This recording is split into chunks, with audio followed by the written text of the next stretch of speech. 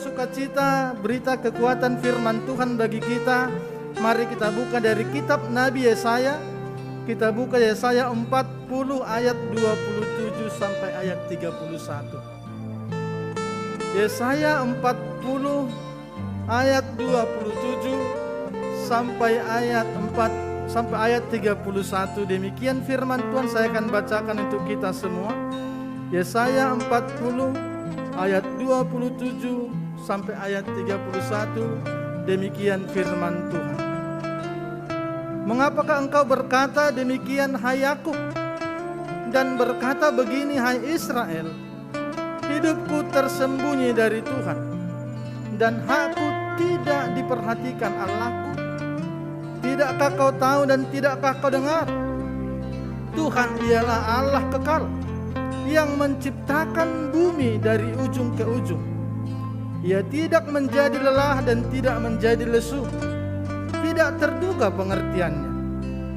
Dia memberi kekuatan kepada yang lelah dan menambah semangat kepada yang tiada berdaya. Orang-orang muda menjadi lelah dan lesu, dan teruna-teruna jatuh tersandung. Tetapi orang-orang yang menanti-nantikan Tuhan mendapat kekuatan baru.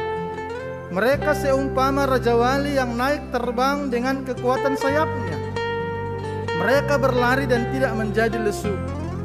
Mereka berjalan dan tidak menjadi lelah. Bapak Ibu Saudara yang dikasihi Tuhan, tema kita hari ini adalah Tuhan adalah kekuatanku. Saya akan mengawali firman Tuhan ini dengan sebuah cerita tentang dua sahabat. Dua orang yang marsanina. Yang satu namanya Sungut karena memang suka bersungut-sungut. Yang satu namanya Syukur karena selalu sukacita bersyukur. Si Sungut dan si Syukur dua sahabat karib. Si Sungut petani semangka, sementara si Syukur petani duku. Suatu ketika si Sungut yang ladangnya tidak jauh dari ladang si Syukur mengajak si Syukur panen semangka. Suatu ketika mereka lagi panen semangka, cuaca sangat terik panas. Ya namanya si Sungut selalu bersungut-sungut. Sedang panen semangka pun dia masih bersungut. Wah, cuaca hari ini panas sekali. Tidak tertahankan, kita terganggu panen, kata si Sungut. Lalu si Syukur menjawab dengan tersenyum, justru kamu harus bersyukur kalau hari ini cuaca panas sekali. Kalau cuaca hujan semangka tidak laku. Justru panas terik semangka akan laku. Banyak orang akan mencari buah segar. Lalu saking panasnya mereka berteduh ke bawah pohon duku. Karena ladang semangka si Sungut tidak jauh dari ladang duku milik si Syukur. Lalu saat duduk di bawah pohon duku, si Sungut berkata kepada si Syukur, Tuhan ini tidak adil. Tuhan ini tidak benar. Lalu si Syukur bilang, jangan kamu bilang Tuhan tidak adil, Tuhan tidak benar, Tuhan itu adil. Si Sungut bilang, coba lihat ini semangka. Pohonnya kecil, buahnya besar. Tapi coba ini lihat buah duku. Pohonnya tinggi besar, buahnya kecil. Bapak Ibu yang dikasihi Tuhan, tidak lama setelah si Sungut mengatakan seperti itu, jatuh buah duku ke atas kepalanya. Pok! Si Sungut marah. Lihat ini. Saya baru berkata demikian, Tuhan sudah marah, kepalaku kena buah duku. Lalu si Syukur bilang, bersyukurlah kalau buah semangka itu pohonnya kecil. Coba tadi bayangkan, pohon semangka itu di atas, semangka itu yang jatuh ke atas kepalamu. Apa jadinya kepalamu? Syukurlah buah duku yang jatuh di atas kepala. Sakitnya tak seberapa. Coba bayangkan kalau pohon semangka itu tinggi seperti pohon duku.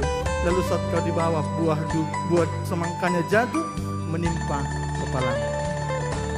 Bapak Ibu Saudara yang dikasihi Tuhan, gambaran Sungut dan Syukur menjadi gambaran kita saat ini. Banyak orang Kristen secara khusus yang mungkin kita merasa terpuruk, merasa sulit di tengah-tengah menghadapi situasi yang tidak biasa saat ini. Dan itu juga menjadi gambaran orang Israel pada waktu itu. Pada ayat ini ditulis mereka sedang dalam pembuangan di Babel. Kurang lebih 4.600 orang Israel dibuang ke Babel. Kurang lebih 70 tahun mereka ada di sana. Oleh karena dosanya sendiri. Oleh karena pemberontakan mereka kepada Allah. Lalu mereka mulai tidak mempercayai dan meragukan Tuhan. Dan di ayat 27 Yesaya menegur mereka dengan keras. Mengapa engkau berkata demikian hai Yakub, dan berkata begini hai Israel, hidupku tersembunyi dari Tuhan dan hakku tidak diperhatikan Allahku. Karena itu yang menjadi sungut-sungut Israel pada saat mereka di pembuangan. Mereka merasa Allah tidak mendengarkan mereka. Mereka merasa Allah mengabaikan mereka. Mereka merasa Allah tidak memperdulikan mereka lagi. Sehingga kalau nanti kita baca mulai dari ayat 1 pasal 40, sebenarnya Yesaya mengulangi beberapa kali supaya bangsa Israel mengingat kembali kasih Tuhan. Kalau kita baca dari Yesaya 40 ayat 8 jelas. Yesaya mengatakan rumput kering, bunga layu, tapi firman Allah tetap untuk selama-lamanya. Yesaya mau bilang Allah setia pada janji-janjinya. Lalu dalam Yesaya 40 ayat 11, Yesaya menggambarkan Tuhan itu seperti gembala yang menggembalakan dengan baik kawanan dombanya. Lalu dalam ayat ini Yesaya sebenarnya mengingatkan kembali bangsa Israel siapa mereka. Sehingga Yesaya menyebut di ayat 27, mengapa engkau berkata demikian hai Yakub, dan berkata begini hai Israel. Yesaya mau menyadarkan siapa mereka sebelumnya. Mereka itu keturunan Yakub. Yakub yang berjuang, yang bertarung, yang bergumul dengan Allah di Peniel dan memenangkan pergumulan itu. Lalu di situ Allah mengubah nama Yakub menjadi engkau tidak lagi disebut Yakub tapi Israel. Lalu Tuhan menuntun mereka sejak keluar dari Mesir, beranak cucu generasi ke generasi. Tapi ada satu yang tidak berubah dari Israel, tidak ubahnya dengan Pak Sungut tadi. Hidup mereka dipenuhi sungut-sungut dan pemberontakan kepada Allah. Bahkan mereka meragukan Tuhan dan mempercayai bangsa-bangsa yang besar. Mereka lebih mengutamakan bangsa Mesir untuk sumber pertolongannya daripada Allah. Dan hasilnya Tuhan menghukum mereka, dibuang ke bawah. Bapak Ibu Saudara yang dikasih Tuhan, sungut-sungut, pemberontakan, tidak mempercayai Allah, ini menjadi masalah hati yang paling kronis. Ini penyakit yang berbahaya. Ini penyakit yang berbahaya. Di tengah-tengah situasi yang tidak biasa ini pun kita diajak di Minggu Seksagesima ini, di saat kita akan memasuki masa-masa perenungan penderitaan Yesus beberapa bulan yang akan datang. Yesaya sama-sama bertanya kepada kita dan juga kepada bangsa Israel, tidakkah engkau dengar bahwa Tuhan itu kekal, firman-Nya kekal, janjinya kekal. Poin pertanyaan jadi renungan kita pada hari ini supaya kita kuat menjalani hidup yang tidak biasa kita jalani ini. Mari merenungkan kembali siapa Allah dalam hidup kita. Mengapa kita bisa ada sampai hari ini, baik yang beribadah di sini maupun yang beribadah di rumah. Mari kita coba menghitung kembali berkat Tuhan yang kita sudah terima untuk kita semakin mengingat siapa itu Allah. Bapak Ibu, ada seorang penulis, psikolog Fowler mengatakan ada beberapa tahapan iman orang. Saya berharap jemaat di Maranatha, baik yang di gereja maupun yang di rumah, memasuki tahap terakhir. Paling tidak ada 5. Yang pertama itu jemaat yang imannya diferensiasi, suka membeda-bedakan tapi tidak tahu apa bedanya. Misalnya ada jemaat datang ke gereja tidak bisa membedakan ngapain di gereja, ngapain di rumah. Sehingga kalau di rumah main handphone, masuk gereja pun duduk langsung pegang handphone. Kalau di rumah bawaan ngantuk, di gereja pun bawaannya ngantuk. Ada jemaat yang seperti itu. Saya yakin jemaat Maranatha tidak ada yang seperti itu. Jauh lebih. Ada yang kedua, jemaat yang intuitif, perasa. Rasanya nyaman di gereja. Rasanya aja. Kenapa ke gereja? Yang khotbah itu Pak Purba ganteng. Rasa-rasanya di situ aja. Rasanya kalau ke gereja senang, banyak jumpa kawan. Saya tidak bilang pemusik kita, Kalau jimannya intuitif, melayani karena hobi. Dia hobi main musik. Di gereja tersalurkan hobinya, mereka tidak. Ya, pemusik gereja ini tidak. Lalu yang ketiga, iman yang melafalkan. Banyak contoh iman yang melafalkan ini ciri-ciri apa yang didapat di gereja itu yang disampaikan. Sehingga ini yang disebut Kristen turunan. Kenapa percaya Yesus? Karena bapakku bilang harus percaya Yesus. Sehingga banyak orang menjadi guru sekolah minggu yang tipe ini pun bisa. Kenapa? Dia hanya mengingat Sakeus, orang pendek, orangnya yang kecil. Ngajar sekolah minggu pun itu lagi lagunya. Sakeus, orang pendek, orangnya yang kecil. Karena melafal. Apa yang didapat dilafalkan balik. Yang keempat ini mulai iman yang berpengetahuan. Mulai ke gereja rajin baca Alkitab. Rajin baca Alkitab. Dibaca Kejadian sampai Wahyu. Rajin baca Alkitab aja. Sehingga kepalanya yang besar. Seperti SpongeBob, badan, kaki, dan tangannya kecil. Karena apa? Hanya rajin membaca sehingga ini yang penuh. Tidak ada lawannya berdebat. Seri aja syukur, jangankan menang melawan berdebat dengan dia tentang Alkitab. Seri pun syukur. Selalu menang kalau berdebat tentang Alkitab. Tapi yang kelima ini kata Fowler, inilah maunya dimiliki oleh semua jemaat Kristen dimanapun berada. Seorang yang beriman secara aktif dan reaktif. Bukan reaktif COVID ya. Apa yang dia tahu dia kerjakan dalam aktivitas sehari-hari. Dan apa aktivitas sehari-harinya, malamnya dia renungkan, Tuhan apa dosaku, apa salah. Orang seperti ini akan semakin menikmati betapa dekatnya dia dengan Tuhan. Karena apa? Dia suka merenungkan apa yang dia baca, lalu yang dia renungkan dia tanamkan ke hatinya. Apa yang dia tanamkan di hati membuat dia semakin dekat dengan Tuhan. Itulah jemaat GKP Maranatha. Amin. Dan itu yang diingatkan Yesaya pada hari ini. Mari iman kita iman yang aktif. Tidakkah engkau tahu? Tidakkah engkau dengar siapa itu Tuhan? Ini yang pertama. Yang kedua, Bapak Ibu Saudara, Yesaya memberikan kita pengajaran yang luar biasa. Mari kita melihat ayat 29 sampai ayat 31. Ayat 29 dikatakan, Dia memberi kekuatan kepada yang lelah dan menambah semangat kepada yang tidak berdaya. Orang-orang muda menjadi lelah dan lesu, dan teruna-teruna jatuh tersandung. Tetapi orang-orang yang menanti-nantikan Tuhan mendapat kekuatan baru. Mereka seumpama raja wali yang naik terbang dengan kekuatan sayapnya. Mereka berlari dan tidak menjadi lesu. Mereka berjalan dan tidak menjadi lelah. Bapak Ibu Saudara, dalam ayat ini Yesaya mau menunjukkan bedanya orang yang mengandalkan kekuatan sendiri dengan orang yang mengandalkan kekuatan Tuhan. Kita akan menikmati kekuatan Allah kalau kita mengandalkan Allah. Dalam ayat 30 dikatakan orang-orang muda menjadi lelah dan lesu. Yesaya mau menunjukkan bahwa orang sekuat apapun, orang sehebat apapun, orang sepintar apapun, orang sekaya apapun akan tetap kalah, letih, lesu kalau mengandalkan kekuatan. Seperti seperti Israel yang mengandalkan kekuatan bangsa-bangsa besar di sekitarnya, Tuhan hancurkan. Lalu Yesaya membedakannya dengan orang-orang yang menanti-nantikan Tuhan. Bapak Ibu Saudara, menanti-nantikan Tuhan yaitu mengandalkan Tuhan.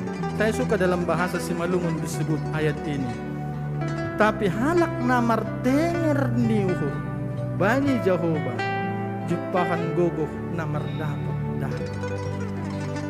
Kata menanti-nantikan Tuhan dalam bahasa Indonesia dijelaskan begitu indah dalam bahasa Simalungun. Martenger niuhur, percaya sungguh-sungguh apapun yang terjadi. Martenger niuhur, bahkan dalam kitab Yeremia kata martenger niuhur itu disertai dengan kata marhapurusan. Martuah mana martenger niuhur bani Jehovah janah namambain na bata hapurusan ni. Senada karena Yesaya dengan Yeremia sejaman. Lalu mereka mengingatkan kita, martenger neuhur mengandalkan Tuhan dengan keyakinan penuh sehingga aku mendapatkan kekuatan baru.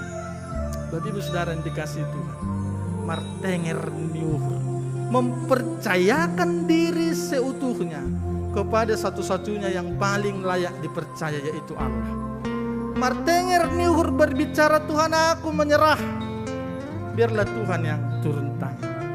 Martenger neuhur sikap kita mengangkat tangan, Tuhan aku give up, aku menyerah, biarlah Tuhan yang turun tangan. Bapak Ibu Saudara yang dikasihi Tuhan, di masa-masa sulit yang kita sedang hadapi, mari tetap martenger neuhur. Bagaimana menanti-nantikan Tuhan? Apakah kita duduk diam menantikan Tuhan datang menolong kita langsung dari surga? Tidak. Tapi biarlah ini menjadi motivasi bagi kita. Apapun yang sedang kita alami membuat kita justru semakin dekat, semakin rajin beribadah, semakin rajin membaca firman Tuhan, semakin tekun berdoa. Justru ini membuat kita semakin mendekatkan diri kepada Tuhan. Karena Paulus mengatakan, Injil itu kekuatan Allah. Berarti orang tidak membaca Injil tidak akan kuat dalam Allah. Supaya kita semakin kuat, mari justru semakin giat beribadah. Mau yang di sini, mau yang di rumah, mari kita miliki komitmen baru. Sekalipun dalam situasi sulit harus tetap beribadah, memuji Tuhan, berdoa dan baca firman Tuhan. Itu kekuatan Allah, kata Paulus. Sehingga sekalipun dalam keterpenjaraan, Paulus dengan iman mengatakan, segala perkara dapat kutanggung di dalam Dia yang memberikan kekuatan kepada aku. Bapak Ibu Saudara dikasihi Tuhan, Paulus mengatakan itu bukan dalam situasi yang aman dan nyaman, tapi Paulus sedang terpenjara, terkurung, serba terbatas, terisolasi. Tapi Paulus dengan iman mengatakan segala perkara dapat kutanggung di dalam Dia yang memberikan kekuatan. Supaya kita semakin kuat dalam Tuhan, mari terus giatkan hari-hari kita beribadah kepada Tuhan. Bukan hanya sekedar pertonggoan, permingguan, baik live maupun kita dari rumah, tapi dalam kehidupan sehari-hari membaca firman dan berdoa. Karena apa? Karena kita kan seumpama Raja Wali yang naik terbang. Bapak Ibu Saudara, ada beberapa fakta unik dari Raja Wali. Kenapa Raja Wali dikasih contoh? Yang pertama, Raja Wali ini salah satu jenis burung yang bisa sampai berumur 75 tahun. Umurnya panjang, 75 tahun. Kenapa sampai 75 tahun? Tidak mudah. Dia dalam usia 40 harus mengalami kesakitan yang parah. Usia 40 tahun, paruh burung Raja Wali akan terlalu panjang dan bengkok, sehingga dia bisa mati karena tidak bisa mematuk makanan. Dan kuku-kukunya juga sudah terlalu lemah, tidak bisa lagi mencengkeram musuh. Bulu-bulunya juga, sayapnya sudah mulai buruk dan tidak bisa terbang lagi dengan gagah. Usia 40. Lalu apa yang dilakukan Raja Wali di usia 40? Dia akan naik tinggi ke atas gunung batu, lalu dia akan buat di sana sarangnya. Di atas gunung, paruhnya yang sudah panjang dia akan patuk-patukkan ke batu sampai patah. Sampai patah dia akan patuk-patuk. Sesudah itu pecah, dia akan menunggu muncul paruh yang baru, yang kuat. Sesudah paruh yang baru muncul, dia akan copotin satu persatu kukunya. Dia akan copot satu-satu. Lalu dia akan menunggu kuku yang baru yang kuat itu tumbuh. Sesudah itu muncul, dia akan cabuti bulu-bulu pada sayapnya. Lalu dia akan botak, tak bersayap. Bukan dalam waktu yang singkat, kurang lebih 6 bulan, dia akan menjadi burung yang lemah. Tidak bisa terbang, karena sayapnya dia cabuti. Tapi sesudah 6 bulan, dia akan kembali menjadi Raja Wali yang tangguh. Dan dia bisa menambah umurnya 35 tahun lagi. Proses sakit, proses keterpurukan, proses kehancuran barangkali secara ekonomi bisa kita alami. Tapi itu harusnya mempertambah panjanglah umur iman kita, Bapak Ibu Saudara. harusnya itu semakin membuat hidup kita dalam Tuhan semakin indah. Muncul kekuatan-kekuatan baru. Seperti Raja Wali yang harus melepas paruh dan cakarnya secara menyakitkan, tapi muncul yang lebih kuat. Yang kedua, fakta Raja Wali. Kalau badai datang, burung yang lain itu bersembunyi, tapi Raja Wali tidak. Dia akan menunggu badai itu datang. Lalu saat badai itu datang, dia akan masuk ke dalam badai, lalu melebarkan sayapnya dan badai itu akan mendorong dia tinggi sampai ke ketinggian 20.000 kaki. Bapak yang dikasih Tuhan, di sana dia terbang nyaman di atas badai. Orang Kristen yang dekat dengan Tuhan, jangan berdua Tuhan ambil persoalanku, tidak. Tapi saat persoalan datang, mari katakan, hai persoalan, aku punya Tuhan yang besar. Sehingga kita kuat dan menang. Francis dari Assisi berdoa untuk anaknya. Tuhan, aku tidak meminta jauhkan anakku dari masalah, tapi kuatkan anakku menghadapi masalah. Karena masalah akan selalu ada. Bapak Ibu Saudara yang dikasih Tuhan, martenger niuhur bukan tentang tidak ada persoalan. Tapi apapun yang kita hadapi, kita akan tetap memasuki persoalan bersama Tuhan dan kita menang. Bagian terakhir dari firman Tuhan ini, mereka berlari dan tidak menjadi lesu, mereka berjalan dan tidak menjadi lelah. Saya akan tutup dengan sebuah kisah. Kisah dari Olimpiade tahun 1992. Olimpiade di Barcelona. Waktu itu ada seorang pelari yang terkenal dari Inggris, namanya Derek Redmond. Derek Redmond pelari yang selalu menghasilkan medali emas, lari 400 meter. Pada saat itu di Olimpiade Barcelona tahun 1992, Derek Redmond sang juara dunia kembali ingin tampil gemilang. Dia ingin meraih medali emas. Start dimulai, 9 orang pelari berlari demikian kencang. Derek Redmond memimpin sampai batas lintasan 250 meter. Memasuki 150 meter terakhir, tiba-tiba dia mengalami cedera hamstring bagian paha. Kram membuat dia harus terduduk dan tidak bisa berlari lagi. Orang-orang bilang berhentilah. Bahkan ayahnya dari pinggir lapangan bilang berhentilah. Tapi dia tidak mau berhenti, dia berdiri. Harapannya satu hal, aku tidak ingin menjadi juara. Mungkin itu sudah mustahil, tapi aku ingin menyelesaikan pertandinganku hari ini. Saudara, dia mungkin tidak mendapat medali emas lagi hari itu karena sudah tertinggal dari yang lain. Tapi harapannya dia bisa menyelesaikan pertandingannya pada hari ini. Dia berdiri, dia berlari tertatih-tatih sambil memegangi kaki kanannya yang kram. Dari pinggir lapangan, seorang pria dengan topi berlari menerobos para pengawal. Lalu orang tua ini berkata, "Nak, apa yang kau ingin? Kau sudah kalah." Derek Redmond bilang, "Aku ingin menyelesaikan pertandingan, bukan medali emas. Baiklah, kalau itu yang kau inginkan, aku akan berlari bersamamu." Ternyata itu ayahnya. Lalu ayahnya memegang tangannya, merangkul dia. Lalu ayahnya bilang, "Mari kita berlari bersama." 2 meter sebelum garis finish, ayahnya melepaskan dia dan bilang, "Tempuhlah finish." Derek Redmond masuk finish.